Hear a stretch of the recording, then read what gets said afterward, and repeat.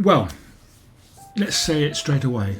Small business owners, people like you and me, we're generally terrible about talking about our wins, about talking about ourselves. We downplay the achievements we've made and we kind of mumble in the corner about when we're asked what we do. We'd rather avoid presenting ourselves to potential customers than talking about the things that we're really good at what we do. And I spent decades like this, running away from opportunities due to the fear of showing off, and not just as a business owner. When I was employment in my 20s, and I'd lost at least one really good opportunity because I just couldn't bring myself to do it. I once faked a toilet break at a networking meeting just to avoid presenting to myself, and obviously that backfired because as soon as you get back, what they ask you to do you want to do your presentation? I could hardly say no. I'd look even more of an idiot then. I was 67 this week. I finally worked out why we do this and why it's actually beneficial,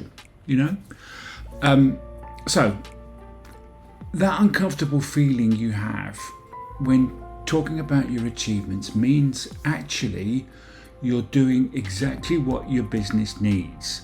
Discomfort isn't arrogance, it's social conditioning. We were told, don't brag, no one likes to show off, stay in your lane. Oh, he's a bit full of himself, isn't he?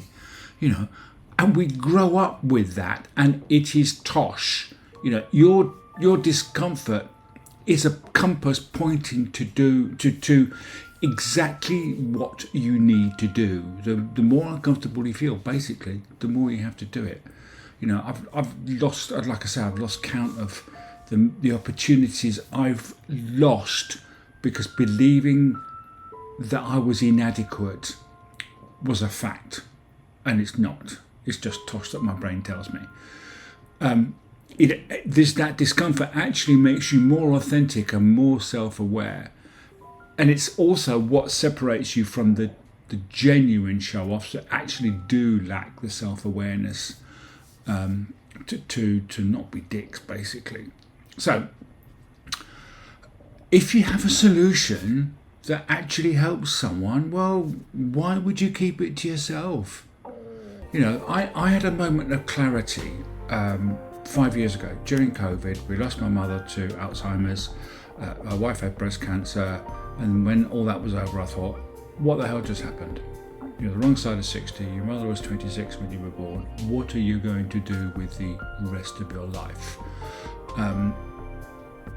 Holding back isn't humble. It's just being selfish, to be quite frank. I had loads of things to give the world. And I wasn't doing it. So I'm doing it now. Someone needs exactly what you have to offer. Your story and expertise, they're not core stories. They're part of they're core stories. They're part of your marketing. They're part of what makes you different, because your story is the only thing that no one can take from you. And they are the reason why your potential customers will say, this is the person for me. So they're not optional extras. They're central to everything.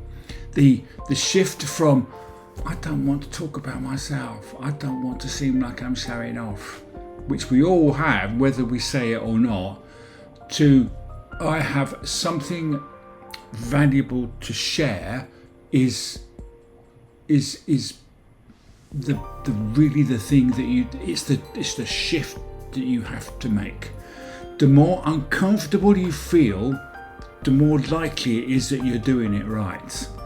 So I've got a formula. It's called context, vulnerability, and gratitude. So you first set the context.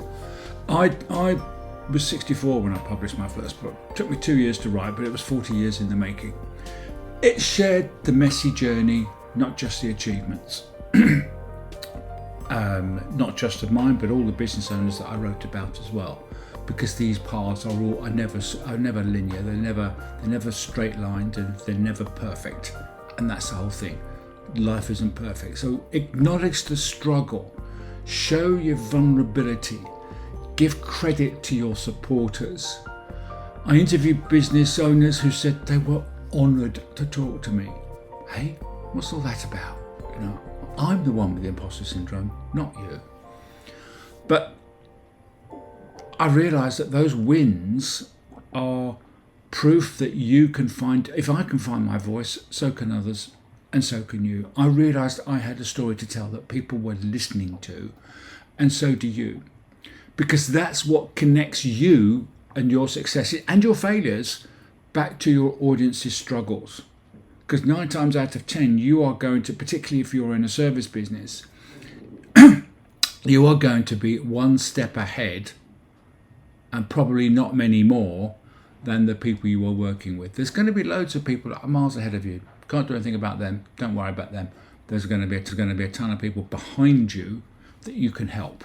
So I'm a copywriter now. I've been a translator and all this. So I say sometimes, I've spent 25 years working with other people's words. In fact, it's almost 30. It's not even 25 years until I finally found my own. I'm a successful author now. I've written 2 books, and I'm so damn proud of it.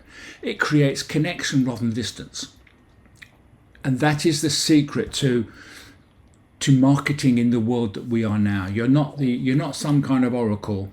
You're a friend, and you need to be a friend and a partner to your customers, and you do that by telling stories. So, just to conclude, feeling like a show-off is a sign of self-awareness. It's not a character flaw. I'm on this journey now, and I'd love you to kind of come with me, really.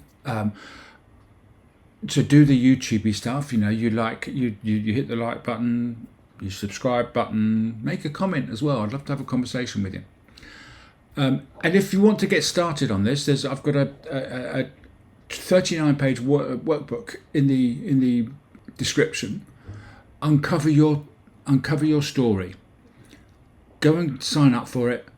Get writing your story, and I'll see you in the next video.